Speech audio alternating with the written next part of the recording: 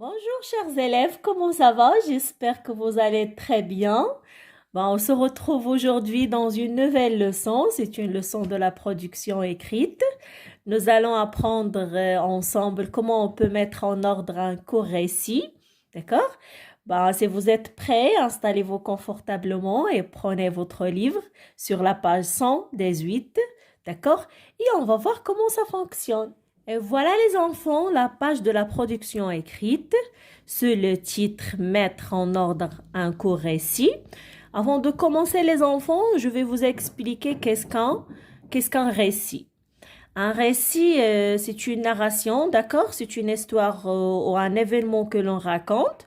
Et ces événements se déroulent généralement dans le passé. D'accord les enfants? Alors nous avons, comme vous voyez, deux textes, le premier texte et le deuxième texte. Alors je vais vous lire le premier texte, après j'aurai des questions à vous poser. D'accord les enfants? Alors suivez avec moi. Il y a longtemps, une reine met au monde une petite fille.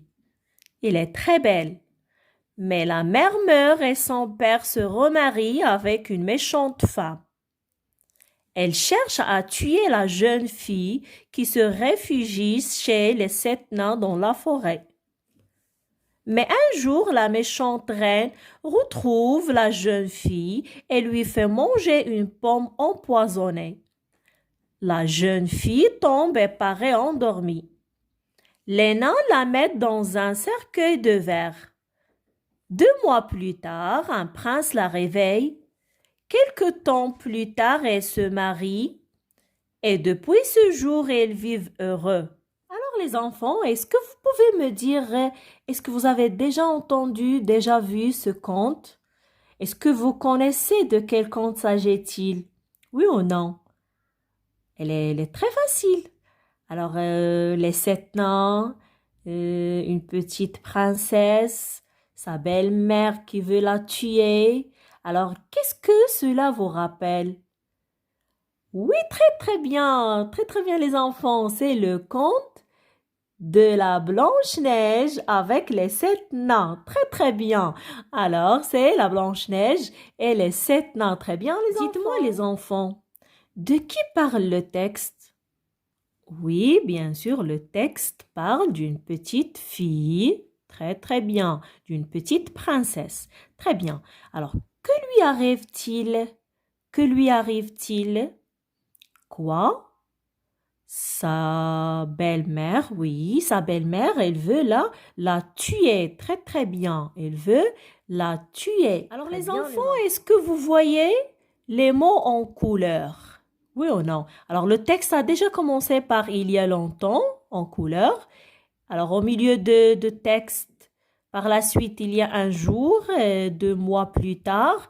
Et à la fin du texte, il y a depuis ce jour. Les enfants, est-ce que vous savez qu'est-ce qu'il indique ces mots?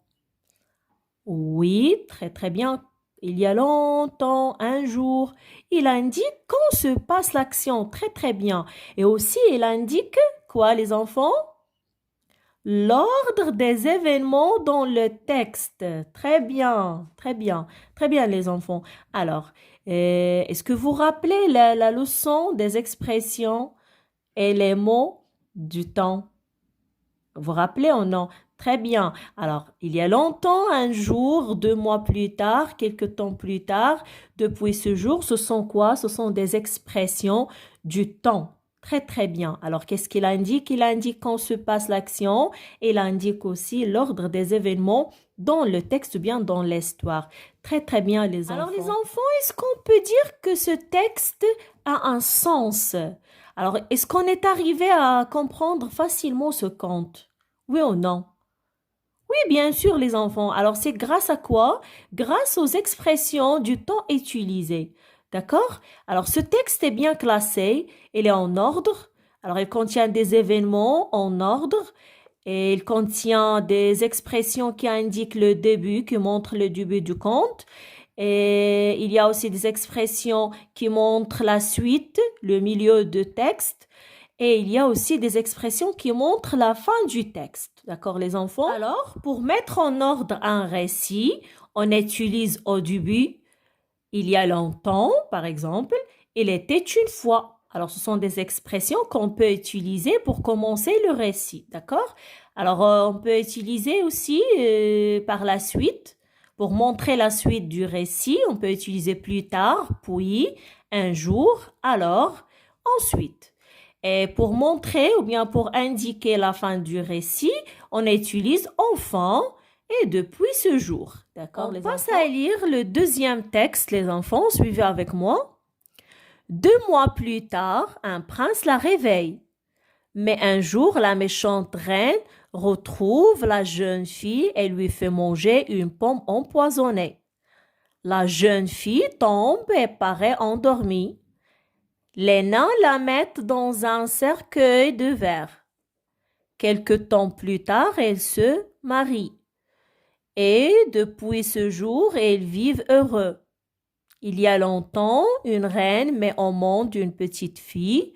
Elle est très belle, mais la mère meurt et son père se remarie avec une méchante femme. Elle cherche à tuer la jeune fille qui se réfugie chez les 7 nains dans la forêt. Les enfants, est-ce qu'on peut dire que les deux textes sont pareils? Est-ce que le deuxième texte est le même, le premier texte? Est-ce qu'il y a une différence entre les deux textes? Mais oui, il y a une grande différence entre les deux textes. Alors, comme vous voyez, les expressions en couleur ne sont pas classées dans le même ordre que le premier texte. D'accord? Et quand on a lu le deuxième texte, on n'a rien compris, on n'a pas compris de quoi parle-t-il. Dans le premier texte, les événements sont bien classés et sont en ordre. Et quand on a lu le texte, on a compris qu'il parle d'une aventure arrivée à une jeune fille et que la femme de son père veut la tuer et elle se réfugie chez les 7 nains. Et on a compris aussi que l'histoire commence par la naissance de cette jeune fille. Et voilà, il y a longtemps, une reine met au monde une petite fille et que l'histoire se termine par le mariage de la jeune fille avec un prince. D'accord? Voilà, quelques temps plus tard, elle se marie et depuis ce jour, ils vivent heureux. Alors, ces expressions, elle nous a indiqué, elle nous a montré le début, la suite et la fin de ce conte. Par contre, dans le deuxième texte, on n'a pas compris de quoi parle-t-il. Les événements ils sont en désordre. On va mettre maintenant en ordre les événements du texte numéro 2. D'accord? Alors, qu'est-ce qu'on a dit pour ordonner un récit? Qu'est-ce qu'on fait? Alors, on commence par le début de récit en utilisant il y a longtemps, il était une fois, comme ça, d'accord? Alors, je cherche cette expression. Là, voilà, il y a longtemps une reine, c'est très bien. Donc, voilà là, la première partie. Alors, la deuxième partie, on a dit que on utilise pour montrer la suite du récit, on peut utiliser plus tard, puis un jour, alors ensuite, d'accord? Alors, un jour, très bien, donc c'est la deuxième phrase. Après, 2 mois plus tard, c'est 3, très bien. Dans quelques temps, c'est numéro 4, très bien. Et voilà, le texte est devenu maintenant en ordre. Enfants, notre leçon d'aujourd'hui est terminée. Je vous laisse faire la deuxième activité tout seul. Lis et numérote les parties de récit de 1 à 5. Entoure les mots qui aident à remettre les parties dans l'ordre. Vous avez des événements en désordre. Vous allez essayer de les mettre en ordre et on verra la correction dans la prochaine séance. Je vous dis les enfants, à tout à l'heure, à très bientôt.